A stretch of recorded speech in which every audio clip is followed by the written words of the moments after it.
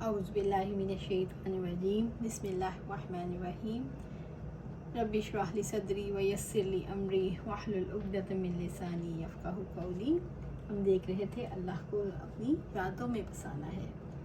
میں یہ بات اس لیے آپ کے سامنے رکھ رہی ہوں کہ انسان خدا کی تلاش میں تو ہے، اور خدا کی تلاش میں جو بھی لگا ہوا ہے اس کو نہ بت متاثر کر سکتے ہیں نہ قبریں۔ اس سے اور اس کے مقابلے میں اسماء و صفات بے یقینی میں بھٹکے ہوئے انسان کے لیے بہت ہی خوبصورت ماڈل ہے، اور ان کی وجہ سے انسان کو یقین کا سرچشمہ مل جاتا ہے۔ اگر آپ کے دل کے اندر یقین ہے، میں دعا کروں وہ میری دعائیں قبول کرتا ہے، تو آپ کے بار بار کہنے کی ضرورت نہیں، آپ ہر احتیاج کے موقع پر ہاتھ پھیلا دیں گے اور اس سے دعا کر لیں گے۔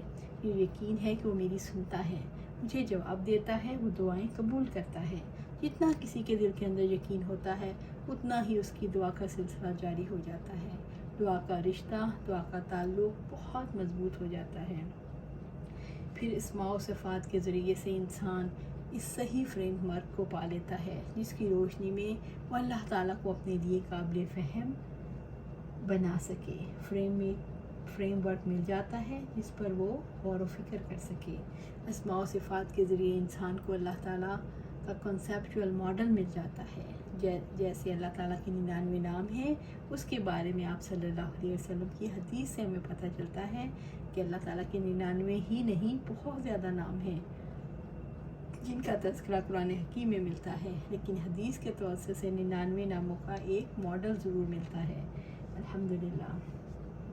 اسی طرح اسماء و صفات کے ذریعے انسان ان صحیح الفاظ کو بھی پا لیتا ہے جن کے ذریعے وہ اللہ تعالیٰ سے تصوراتی رابطہ قائم کرنے کے قابل ہو جاتا ہے۔ یعنی انسان کو امیجن کرنا پڑتا ہے۔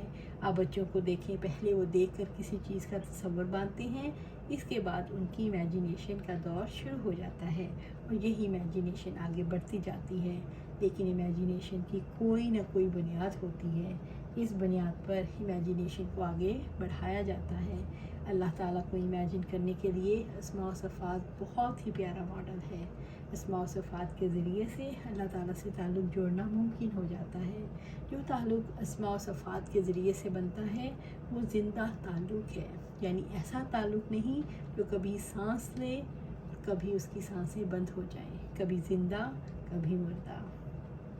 تعلق زندہ ہوتا ہے تو قائم رہتا ہے، ورنہ تو بے تعلقی ہے۔ اللہ تعالیٰ کے ساتھ زندہ تعلق اسماء و صفات کے ساتھ بنتا ہے، اور الہامی علم کے توسط سے انسان اپنے رب کے بارے میں سٹیپ بائی سٹیپ ایک صحیح تصور قائم کرنے میں کامیاب ہو جاتا ہے۔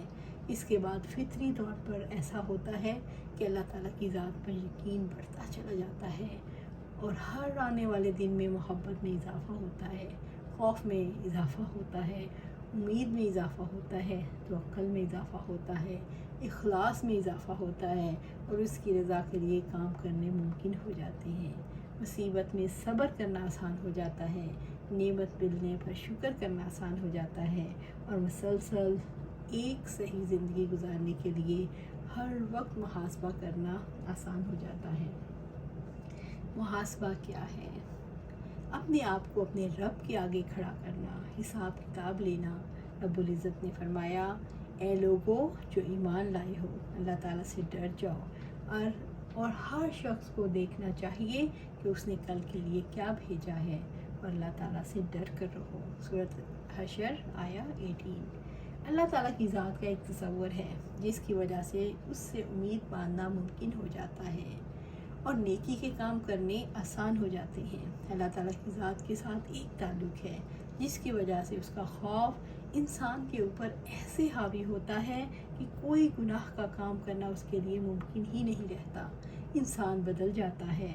اسماء و صفات کے ذریعے سے انسان بالکل اپنی فطرت پر آ جاتا ہے، مطلوبہ انسان بن جاتا ہے جیسا رب العزت چاہتے ہیں انسان کو ہونا چاہیے۔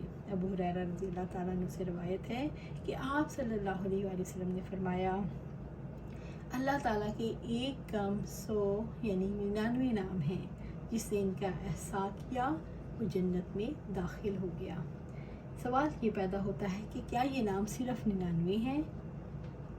حافظ ابن کثیر رحمۃ اللہ فرماتے ہیں کہ ان ناموں کی تعداد 1000 تک ہے، مگر اصل چیز تعداد نہیں، تعداد جتنی بھی ہو، اصل چیز یہ ہے کہ انسان کی لغت وکیبلری کے اعتبار سے بتایا گیا کہ اللہ تعالیٰ کے نام کتنے ہیں، ورنہ اللہ تعالیٰ ایک لامحدود ہستی ہے، ان کو ناموں تک محدود نہیں رکھا جا سکتا، یہ تو ہماری نسبت سے ہے۔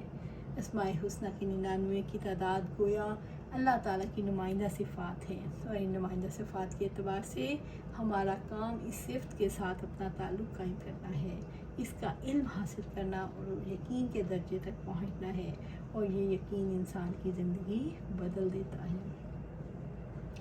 رسول اللہ صلی اللہ علیہ وسلم نے فرمایا، جس نے ان ناموں کا احصاء کیا وہ جنت میں داخل ہوگا۔ سوال یہ پیدا ہوتا ہے، احصاء کا مطلب کیا ہے؟ اس سے مراد شمار کرنا نہیں کہ آپ ایک ایک نام کو شمار کر لیں، گن لیں۔ اصل میں اس سے مراد یہ ہے کہ اللہ تعالیٰ کے ہر نام کی قدر پہچان لیں، کیونکہ الوسیط میں احصاء کا جو مطلب بتایا ہے وہ ہے اس کی قدر پہچاننا۔ ایسی حالت میں یہ کہنا صحیح ہوگا کہ احصاء سے مراد شعوری احصاء ہے، شعوری طور پر اس کے ناموں کی قدر پہچاننا، صرف زبانی طور پر نہیں۔ اللہ تعالیٰ کی تخلیقات پر جب انسان غور و فکر کرتا ہے تو اللہ تعالیٰ کا ادراک ہوتا ہے، اور جو لوگ اللہ تعالیٰ کی معرفت حاصل کریں گے، معرفت حاصل کرنے والے جنت میں جائیں گے، اللہ تعالیٰ کو پہچاننے والے۔ ایک حدیث میں ہے جس کے بارے میں کہا جاتا ہے کہ وہ ضعیف ہے، لیکن اس کے توسط سے جو بات میں آپ کے سامنے رکھنا چاہتی ہوں وہ معرفت کی ہے۔ نبی صلی اللہ علیہ وسلم نے فرمایا، معرفت اللہ کی پہچان میرا اصل سرمایہ ہے، رحمت للعالمین میرا اصل زر، میرا اصل سرمایہ اللہ تعالیٰ کی پہچان ہے۔ اللہ تعالیٰ کی معرفت سے کیا مراد ہے؟ اللہ تعالیٰ کی صفات کی قدر پہچاننا، صفات کے ذریعے سے اللہ تعالیٰ کے بارے میں یقین حاصل کرنا۔ اس طرح امام رازی رحمۃ اللہ علیہ نے اپنی تفسیر میں بعض علماء سے نقل کیا کہ اللہ تعالیٰ کے 5000 نام ہیں۔